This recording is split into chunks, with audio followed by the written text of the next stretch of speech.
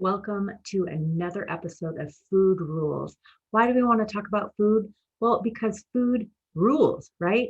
Healthy food rules. Food is a nutrient we put in our body that is real, it's whole foods. So, this is presented to you by Next Level Transformational Coaching.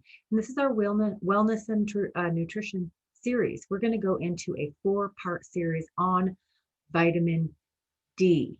Vitamin D is super important, especially through these winter months, or if you live in an area that you don't get a lot of sun exposure. So today, we're going to focus on how to get vitamin D from the sun exposure, some deficiencies, symptoms, how it converts into D3, and how about those ultraviolet lamps. Are they good through the winter months or if you don't see a lot of sunlight? So that's our first part in our 4-part series. Our second part is going to be about vitamin D and food.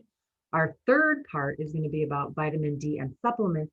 And our fourth part is going to be about an overview of what did we learn, what information is out there. I know it's really difficult to advocate for wellness. That's why I'm doing this, because we can spend hours and hours and days and months and years doing our own research and trying to figure out what's right for us. So I definitely encourage you to continue to do so, but utilize other people that can put the information together for you. So like today, my disclaimer is I am not a professional health doctor or holistic doctor. I'm not a nutritionist. I'm not a dietitian. I am a life and wellness coach. I also have a degree in social work. I got my master's in social work. And so I have also been taking coaching classes. I am certified as a life coach, and I spend a lot of my time researching for you and for me so we can be what? The subject matter expert of ourselves, right? The shmee of me. I will talk about that a ton. So let's jump into this. And I want to let you know that some of the information I got today was from the US National Library of Medicine, which is the National Institute of Health. I also follow some other health practitioners that have different blogs and information that they like to share. And one of them today, I did get some information from Chris Kresser and some others that I did follow. But again, I want to let you know that seek out professional healthcare advice. Your healthcare professionals are there for you. Find someone that works for you. You do not have to stick with the first one. Make sure your personality fits and your goals fit and that they're actually listening to you. So when you make those appointments or you talk to those other healthcare professionals, dietitians and nutritionists, you're letting them know your goals and you're coming to the table each time with a list of questions and needs. So let's jump into part 1 of 4 series today. So I want to talk about vitamin D deficiency. What does that look like? It is getting more common every single year. And some of the studies and articles that I read noted that there is more than 3 million cases per year. 3 million cases of deficiency in vitamin D. That's just pretty amazing. So let's see. Is that you or is that somebody that you might know? So risk factors include people who have dark skin, the elderly, they might not get out as much, right? People that are overweight or obese. Sometimes a deficiency can come from people who don't eat fish or dairy at all. And if you don't eat dairy, like me, I am intolerant. So I don't usually eat dairy. So there might be other forms that we'll want to focus on. If you live far from the equator, right? You're not going to get that same sun exposure. There's little sun. And also, when you go out into the sun, what did we learn? We learned to always put sunscreen on no matter what. So that is one of the things too, is that the ultraviolet rays are not being able to absorb or pierce into your lovely body if we are blocking it, right? And I'm not saying at all not to wear sunscreen, and I'll talk about the recommendations of good sun exposure. There are times too where people just stay indoors, and there is a high likelihood that you may be deficient in vitamin D if you only stay indoors. So get your family members out there, right? Go visit your family members, get them out into the sun to enjoy that beautiful sunlight shining on their face. So the other part I want to talk about is signs of low vitamin D, right? That could be muscle pain, weaknesses, back or joint pain. We also talk about being fatigued and tired. That's most common that I hear the most. Mood changes. Depression can also be a factor of having low vitamin D. Maybe you're getting sick often, or you're having frequent infections. That could also be a sign, not saying it is, but I'm just giving you some information to be aware and be that subject matter expert of yourself. Also, impaired healing, very slow healing, bone loss, hair loss, and things like that. So just know that vitamin D is a huge factor in how we absorb calcium. And we know calcium is really good for our bones. So if we're not absorbing that, then we just want to be really mindful of that.